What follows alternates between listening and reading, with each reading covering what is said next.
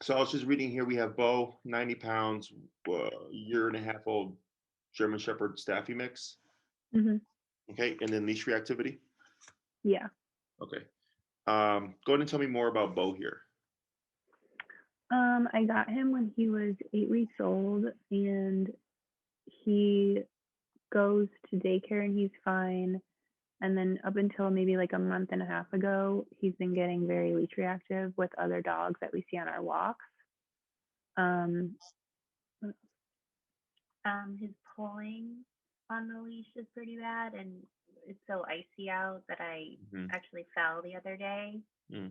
Um, and I've just, and she's his mom, and I've been nervous to walk him sometimes because I fell, and he's like not listening as well to me. Mm-hmm. Has he had any previous training? a little bit. He did like a puppy class when he was, I think, started at like 10 weeks, and then we started with a private trainer. I used to live in Kansas City, and then I came home to visit last March, Mm-hmm. which is when lockdown happened. So when I went back to Kansas City, I was actually in the process of moving home to Chicago, so we weren't able to finish up our training sessions there. Gotcha. What did you use for the training? Food, prong collar.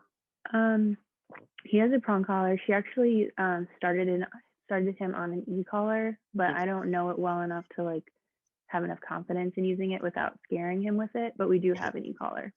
Do you have it on you? Let me grab it. Sure. And when he pulled you down, was he on the prong collar?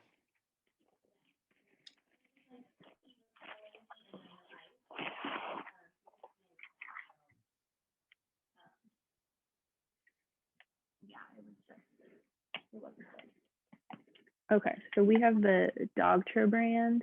Okay. This one. And then what does it say behind the collar? It should say like a model. I have 144799. Does it say Would like that be it? Dr. 2300 or something? It Or says 20. It says 280C. Okay. Now when you used it with your trainer, Mm-hmm.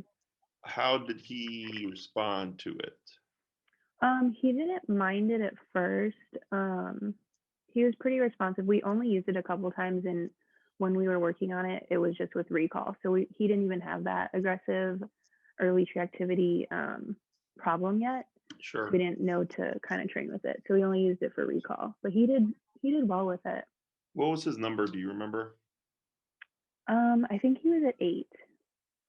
Mm, right. So I'm going to tell you right off the bat, that collar might be a problem. Okay. That collar is meant for 35-pound dogs and under. So it's not uncommon for someone with the trainer to get recommended the wrong collar. Mm-hmm. And so you have some kind of concept of how the e-collar works, correct? Yeah. Okay. So the reason why it's going to be a problem is one, he's a 90-pound dog. Plus, I'm assuming he's got a thicker coat because he's a GSD mix, or does he have a short coat? He's pretty short. He's sleeping in. Okay, so he looks like he's got a big old like German Shepherd. I see the German Shepherd ears and like Yeah. the face. Yeah. Okay. So he's got a relatively short coat, which is good. Mm-hmm. So the issue here is that we have to factor in reactivity. Okay. And think of reactivity as like he's going to be adrenalized. And like, if you've not been in a fight, like I've been in a few fights and you get punched and you don't feel it until after the fight, right? Because your adrenaline's gone, it's dipped, and you can start to like, oh my God, like my jaw really hurts or whatever, right? Mm-hmm. So think of reactivity as kind of the same thing. The dog becomes adrenalized, they're in a highly aroused emotional state. And the collar needs to be able to cut through that. Okay, cut through the emotional state and also overpower the size of the dog. So, like in boxing, they have the featherweights and then like the heavyweights and the middleweights and all that stuff, right? If you put a featherweight against a heavyweight, like unless they land a lucky punch, like that person's going to be able to take a lot of physicality. right? That's why they do classes. They do weight classes. They have to make sure that they're on equal grounds power wise, because then it's going to be in favor of the bigger person. Okay. So think of your e-collar as like a featherweight, and then your dog is a heavyweight, essentially. So is it possible that it could be enough to shut him down? It could be, but then you're going to be wasting time and essentially money trying to figure out, is the collar going to work? Okay. Because in order to overcome reactivity, first we have to establish, the first thing I would teach is heel, how to walk on a leash. And he may have covered that with your other trainer. But I'll tell you right now, 8 is not going to stop the reactivity. Okay. So once we get the foundation down, then it's like, okay, ideally we want the foundation to prevent reactivity from even happening. That's always the goal. It doesn't always work that way. In some cases, we get the foundation down, the reactivity is better, but the owner still has what we call residual reactivity.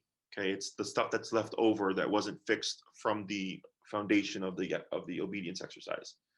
So then they have to correct the behavior itself.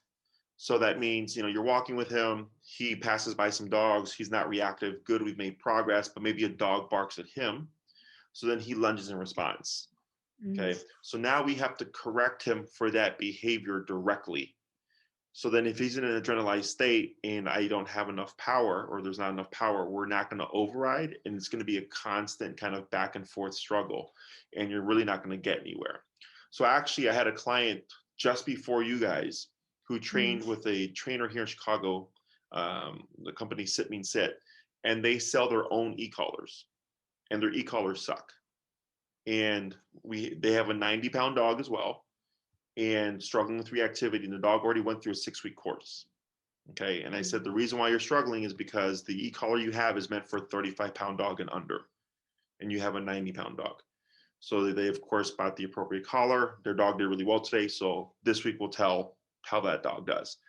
But the big factor that they were struggling with was they were maxed out on their collar, and they couldn't stop their dog because the dog was too big. Okay, so that's just something to keep in mind.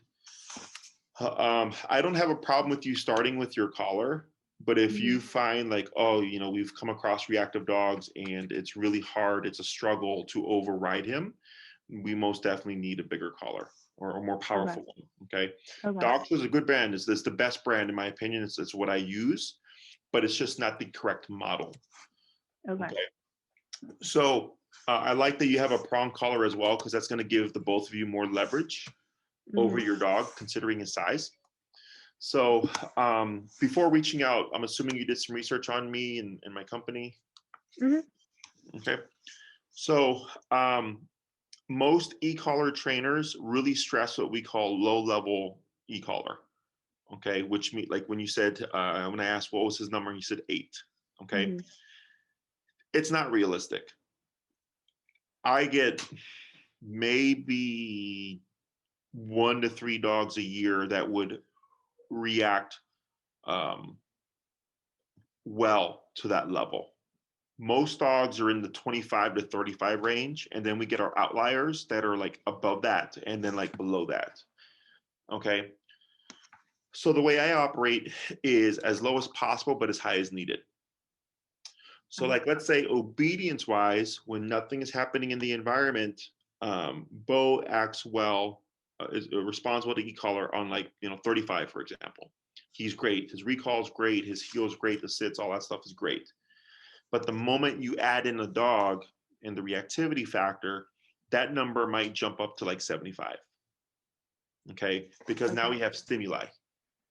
Okay, or because the way I train is I want to get the dog to a point where you don't have to touch the remote.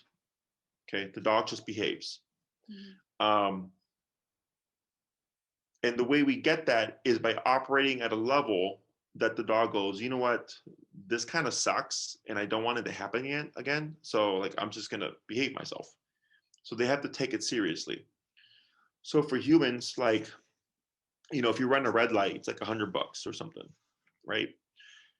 And people run red lights all the time. But imagine they raise that consequence like $5,000 every time you ran a red light, right? Obviously, that's going to drop tremendously because people aren't going to want to run a red light to pay $5,000. Does that make sense?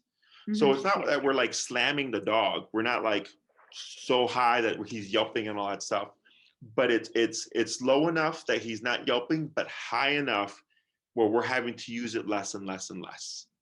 Okay. And the most common problem I see with people who train with the low level ideology is they're constantly going from 8 to like 78. Okay, you're constantly just going back and forth, depending on what's going on. And ideally, I just want to, again, have the dog trained to a degree where if you're walking in a quiet environment and then you walk into an environment where there's a bunch of dogs, like nothing changes. Your dog just goes. Does that make sense? Mm-hmm. Now, it doesn't always work that way. Every dog is different. It can be depending on the intensity of the behavior, how long the dog's been doing it, why the dog is doing it, is the dog under stress? There's a lot of factors. But ideally, we want to be able to just walk through environments and not have to constantly be jumping up to address the dog. The dog just behaves in each context. Okay. The prong collar, do you know what size it is? Like a 2.25 or a 3 millimeter? I don't. Let me grab it.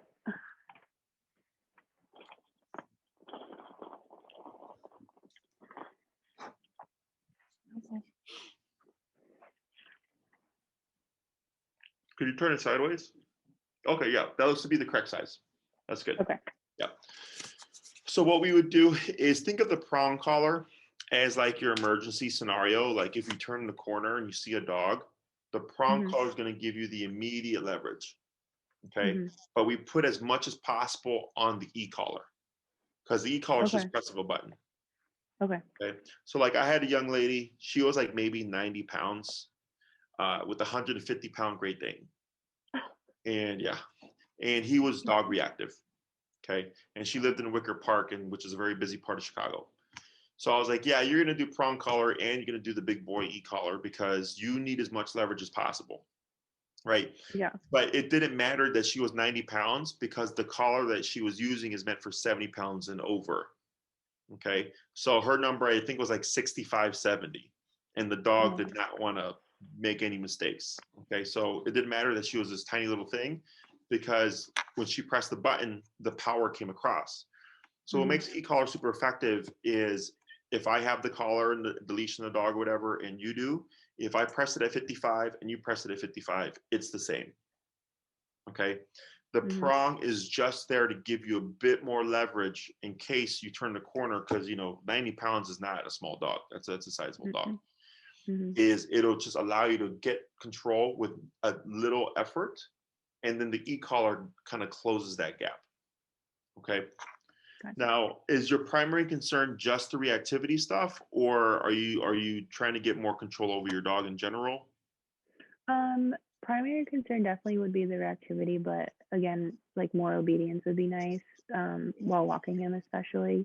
He hasn't been doing this that long, but I wanted to like get started on it before it got a lot worse. Correct. Yeah, and you said you moved from Kansas. I moved from Kansas back to Chicago, so we're in Lakeview. You're in Lakeview. And how long ago was that move? June. July. Yeah. July of 2020. Yeah. And then maybe like October, there's this dog on our street, and it's just this one dog like kind of lunged at Beau and kind of like tried to attack him. And ever since then, that's when it happened. And before then, he's so friendly. He was friendly and like wanted to play with every dog. And that's when it got worse. What was I gonna say? And then when did the daycare stop? What is he reactive going into the daycare, or is he like no, only on leash? So even if their handlers like transporting Beau, he'll be reactive with them? No. Usually when I take him to daycare, they just they'll like come to the door because COVID, they don't want people really going in. Sure. So they'll just take the leash from me. I haven't gotten any reports of him being reactive towards dogs there. It's just when I'm walking him and he sees a dog, he kind of freaks out. And then, because I think I read something about a level 3 dog or something. Is that correct? Was that yours? I don't think so. Level 3. That must have been a different console. Sorry. Okay. I thought he had gotten, because I have another one today that was kicked out of their daycare or something. So. Oh no. No, Yeah. he's like a daycare world traveler. He has so many different ones because we were bouncing back and forth, and he's never had an issue. So. Okay. Good. So that makes life easier. So what would dictate like length of time and cost is simply just how much control you want. Okay. So you have a number of options. So I have 3, 6, 9, and 12-week programs. Okay. If all you care about is the reactivity and leash walking, you could do the 3-week program, because that's what that's meant for. Okay. The 3-week program is meant for leash reactivity and walking a dog. So typically heel is a 2-class exercise. The first class, I help you figure out all of Beau's numbers and stuff, and then give you homework, and I go practice for the week. I'll see you in class 2, and then when you come back in class 2, how to go this week? Terrible, great, better, blah blah blah blah. Right? If everything is going great, then on class 2 we work on the second half of the heel. And then I help you kind of close the gap on any behaviors that are still happening. So reactivity is a spectrum, okay? Human reactivity is typically the first thing that goes away if we have that, okay? Then calm dogs, excited energy or puppy energy is in the middle. Other reactive dogs, and then like sudden run-ins with dogs like elevator door opening or whatever is end of spectrum, okay? That's typically how things progress. So at the second week, if you're like, hey, he's walked past, calm dogs and even some puppies, and he's been really good. The only time he was reactive is when the dog kind of like jumped at him or like barked at him. Then I'll say, okay, that's normal. And we're going to make a couple of adjustments here. And then here's the second half of the heel. I'll see you in another week. Okay. You come back week 3, and you might have like, maybe there's a tight hallway in your building. And you're like, what do I do in the hallway? It's kind of like an FAQ kind of session, unless there's something that you're still struggling with. So with e-collar, what makes it very simple and effective is almost always, once we've layered in the concept of pressure, it's just the number. So if I have someone whose dog is reactive, and I tell them, go to 65 to stop the reactivity, and they come back the following week and they're like, Jesse, it was a really bad week. And I go, well, how high did you go? 35. Like 35 is not 65. That's why you had a terrible week. Does that make sense? Is what holds people back is they don't want to go higher because they feel bad. Okay. So as long as it's really just logic. So like going back to earlier, if they're like, hey, if you run this red light, it's a $5,000 ticket. Are you going to run the red light? Yeah. No, we're not. No, oh, sorry. You're not. We're not going to Because run it's a $5,000 ticket, right? Unless you have $5,000 to throw away, then you could just throw it my way. Yeah, you wouldn't, because the consequence is so high, right? So when it comes to dogs, dogs are physical animals. They bite each other, right? So like, let's say Beau lunged at a dog, and that dog was like, yo, you're not going to do that to me. They would nip or bite Beau. Right? That's how they establish that boundary. And it doesn't make that dog aggressive. That dog was just saying, hey, respect my space, don't do that. Right? And then Beau has a chance to comply or not comply. And he might either escalate the situation, or he may back off and say, hey, sorry, didn't mean to do that. Right? So, but dogs are willing to go to the extent needed. Whereas humans, because we're logical and we're emotional, and we have like ties to our dog, we tend to be less inclined to do that. Okay. So, and that's why I was, if you did the 3-week program, I'd highly suggest you just upgrade your collar. Okay. Because if you only have 3 classes to try to fix that problem, you really don't want to waste one experimenting to see if the collar you have is going to work. Does that make sense? Yeah. The next one would be the 6-week program, which gives you a bigger window, okay, of time to get this done. Typically, the reason why I have a 3-week program is I'm fairly confident. I've been doing this for a long time. Very rarely do I get a dog that the reactivity isn't squashed by that second or third class. Okay. Every now and then I get a dog that's just a little bit loopier than others, or the owner is just a little too soft or whatever, that it takes me longer.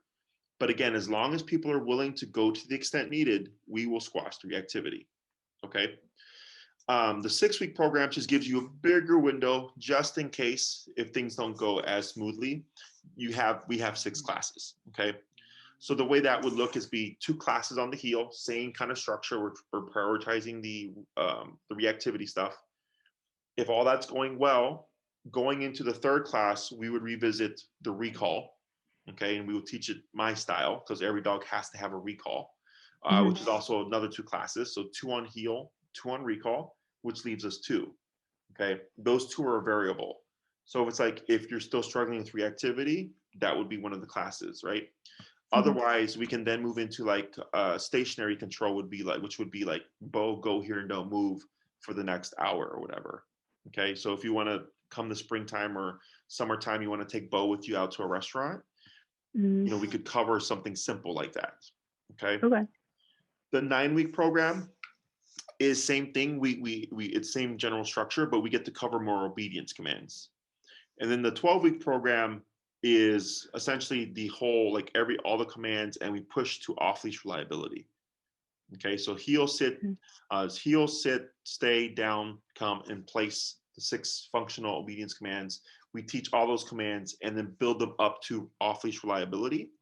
And we'd also cover the reactivity stuff, of course.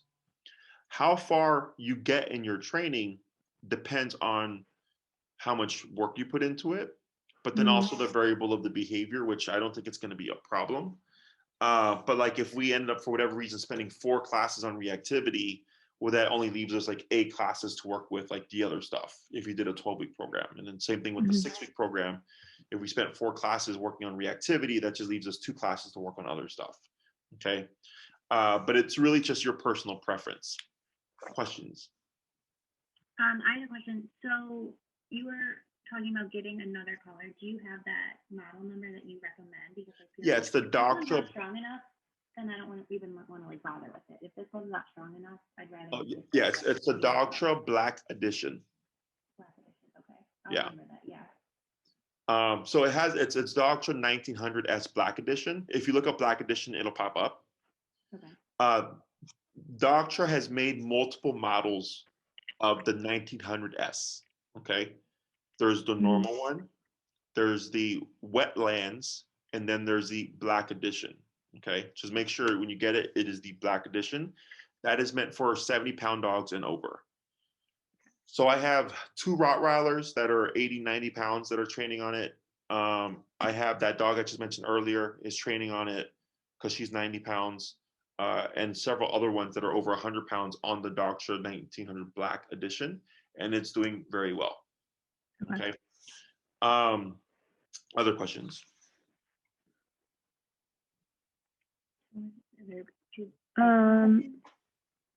Not yet. In terms of like practice, what would be like an ideal place? Like just out on the sidewalk, at a park? Do you guys drive? You do? Okay. So there's a couple. So I'll get to your question. So in terms of training location, we have a couple of options. I do have my facility, which is in Logan Square, which is just west of you ladies. It's a 13,000 square foot space. My training space is about 5,000 to 6,000 square feet. So if you go to our YouTube channel and you see someone training, like you'll see like graffiti on the wall, that's my space. So you'll see how big it is. So it's plenty of space to use to work with for training, recall, all that stuff, off-leash training. And then we also do training at Oz Park. Okay, actually, no, that's a lie because we just moved from Oz. We moved over here to Palmer Square because at Oz, because it's closer to the lakefront, if there's an east wind, it's super cold. So there's a park here at Palmer Square, which allows us to still work outside. Because most of my clients, like 95% of my clients, are now just at my facility. And the other 5%, one is in-home in Boys Town, and then the other 2 are at Palmer Square. Okay. Because they just prefer to work outside. So if your preference is to work outside because of distractions, to be honest with you, not really worth it because no one's really out right now. Okay. So the concern is, well, if I train at the facility and then I go home, how do I know it's going to transfer? Okay. So in your question, yes, you train as you go about your day with Beau. Okay. So if you walk them around the neighborhood for like 30 minutes, 2 times a day, that's when you're training. Okay. So you will be training outside as you go about your day with them.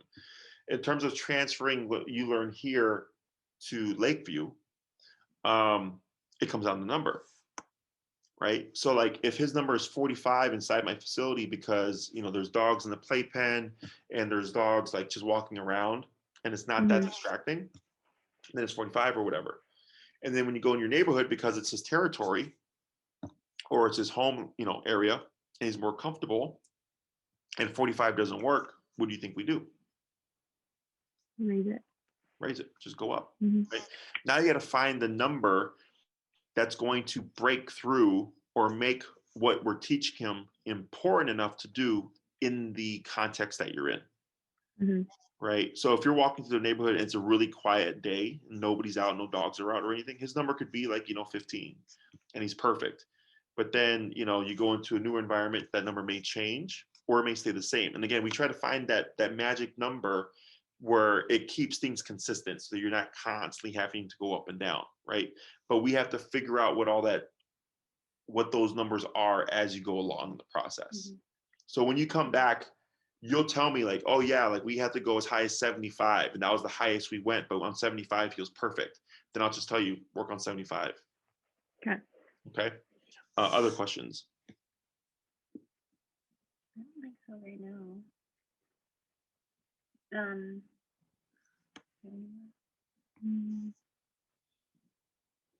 don't think so. I'm sure more will come to me. Okay. Trying to think what else here. I'm very comfortable with the collar. You know how that was. Most common question I get is when does the e-collar go away? And in my book, it doesn't. Okay. So you said you ladies drive, correct? Do you go on the expressway at all? Yeah. Do you go the speed limit? Most of the time. Most of the time? He's a fast driver. Yeah. Yeah. Most people don't go the speed limit. Right? I think we can all agree. Like I don't go the speed limit. Most people don't. And we get mad when we get stuck behind someone who does. Right? But when we see a squad car, what happens? Pull over. No, you slow down. Slow down. Squad car. You're already thinking Not if you're getting pulled over. No, you pull off to the side. Yeah, so you're talking about if the squad car kind of comes up, but like let's say you're just driving, right? Yeah. And you see the squad car over there, like just parked on the side. Oh yeah. Yeah, you would just slow down. You would go the speed limit, right? So we change our behavior because there is now a consequence or threat of consequence.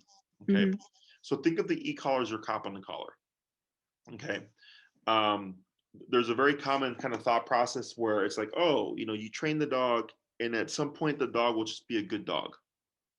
It's not true. Okay. Because it's called opportunistic behavior. So humans, and we know better, we're aware of laws and all that stuff, and we'll still press things if we know we can get away with it, right? It's opportunistic behavior. Same thing for dogs. So if you take Beau out on a walk with no e-collar, maybe just a prong collar, he's like, hey, that box is in here, and that box is what ultimately gets me to behave. I'm gonna be a brat, right? And then when you put the collar on, all of a sudden he's like, he's well behaved, right? So it has nothing to do with the training style, has nothing to do with the training methods, has nothing to do with my skills as a trainer or what you're doing.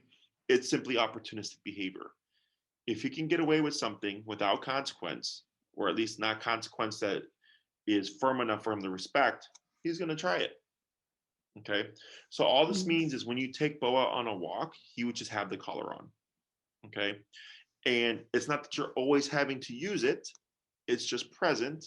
And also we want to think that sometimes shit happens. You know, you might have it, you know, on off leash dog run up to you. You know, dogs get scared because people blow up fireworks. And then what if he like pulls the leash out your hand and starts to run away? You know, in case of an emergency, it's like, it's not a problem. I know I still have control over my dog.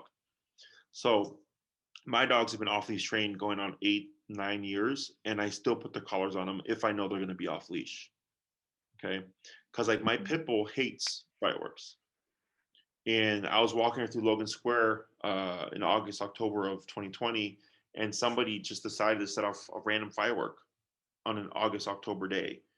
So it blew up, and my dogs were on a leash, thankfully, but I didn't have them on e-collars because they weren't going to go off leash. And then my pit got scared, and then now she's just dragging, trying to go home because she's panicked. Had I had my e-collar, I could have toned her down, got her back to reality. But because I didn't, I had to deal with that on the walk home. Okay, so life's going to throw you stuff, and you just want to know that if something happens, it's okay. You have a means of control. Okay?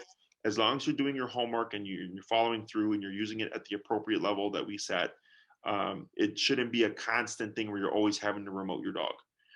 E-collar, when done correctly, should never be an argument. Okay, it should be pretty easy, pretty straightforward. If it's an argument, most likely we're too low or we're doing something incorrectly. Okay. Other questions? If we were, so like say we're in Lakeview, but then we come into the suburbs and we're like not around that many dogs or that much stimulus, could we not use the e-collar? I mean, you could, or yeah, you don't have to use it, but then expect your obedience to be not as good, right? Because now there's nothing to make him obey the rules of the obedience, right? Just like with going the speed limit. Like if you're on the expressway and it's a 70-mile zone and there's no squad cars, you might go 75, 80, right? So if you don't mind Beau going 80 miles while you're going 70 miles, so that means he'll be pulling you a little bit, then I don't care, right? But if it's like, no, I don't, because there's no gray area for dogs. Like it's either he's pulling or not pulling. Okay, it's one or the other. And people usually go by like, well, I don't mind if the dog pulls. I just don't want the dog to pull me that much. And I go, that's too complicated. Yeah. Okay. So again, I don't care. And I've had clients who have graduated past the e-collar, not because I said they did, but because they decided they did. Okay. And I'll see their obedience and I'm like, that to me is not good. But if that's what you want and that's what you're happy with, then I don't care. It's not my dog. Right. I just don't like knowing that I don't have control. Yeah. Plus he's 90 yeah, pounds. we definitely want. He's a big boy. He's 90 pounds. If he was a little Chihuahua, I'd say sure, whatever. Yeah. Take him out. Yeah. Other questions? I mean, I know you said that the e-collar's never graduated, but what happens when Beau gets in his golden years and he's like, Sure. I don't care anymore. Yeah. Whatever. He's an old dog and he's outgrown it, whatever. Then again, I don't care. Yeah. Okay. You like whatever. You're at the end of the day, your dog, your rules, right? I will give you the instructions and things that will work. Whether or not you do them is on you, right? But then don't turn around. If I'm like, hey, your dog needs 65 to cut the reactivity and you don't do it, don't turn around and blame me, right? Because I'm giving you the answer. You're just choosing not to do it. Okay. But yeah, if it gets old, like I don't care. Okay. Other questions? I don't think so. When could we start? Depends on your availability. Maria knows all that stuff. We have had a very large number of consultations and people people booking and everything. So if you have if you're open during the day, like on a weekday, you can start sooner. Because my schedule is typically opposite of most people. I'm usually evenings and weekends because people usually work 9 to 5. Right. So if you have like daytime availability on a Monday, like you can get in really quick. If it's only certain times, then Maria will find you a pocket. If you'd rather start sooner than later, I also have my other trainer here, Enrique, who could handle your case as well. Okay. And then just to follow up, so my availability is pretty much wide open, but hers isn't. Would you recommend us getting in sooner with just me going, or trying to wait for maybe a later spot so Megan could come too? So the first class is the most important class. Okay. Okay. So what I'd probably do is say, if anything, prioritize the first class. Okay.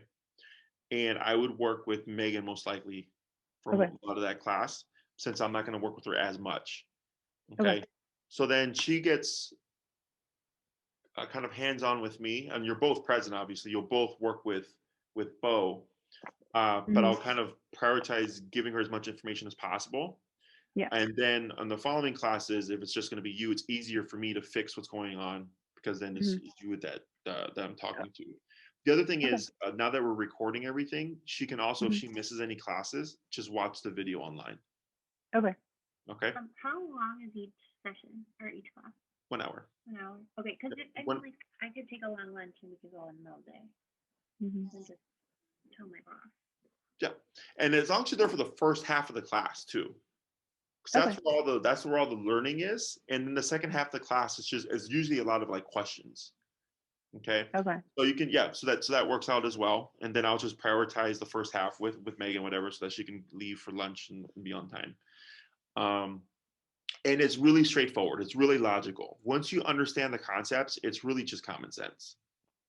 Okay. Okay. Other questions?